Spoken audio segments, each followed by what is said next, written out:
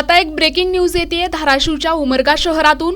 उमरगा तालुक्यातील सर्वच अवैध धंदे बंद झाले असून शोधूनही कुठे सट्टा, मटका, चक्री आणि जुगार अड्डे दिसत नाहीत।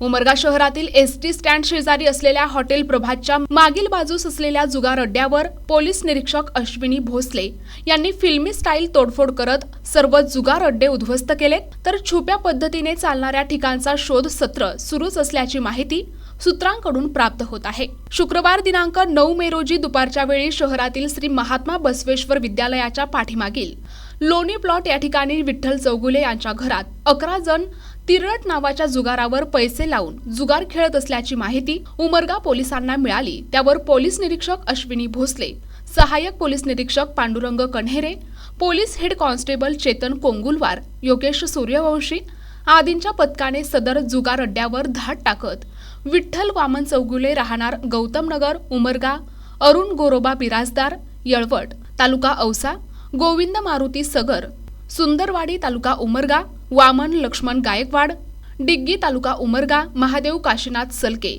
महात्मा फुले नगर उमरगा, संदीप दत्तात्रय गायकवाड पतंगे रोड उमरगा, अजित रतन चव्हाण कदेर उमरगा, ज्ञानेश्वर माणिकराव पाटील तुरोरी उमरगा, इस्माईल युनुस पटेल लामजाना औसा, मदार शेख मलंग प्लॉट उमरगा आणि संतोष बाप्पू नारंगवाडे यांना ताब्यात घेत कार्यवाही केली आहे।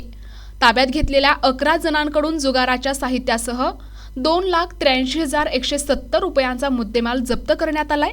एकूणच उमरगा पोलिसांच्या अशा सुसाट कारवाईमुळे अवैध धंदेवाल्यांचे धाबे दणाणले आहेत।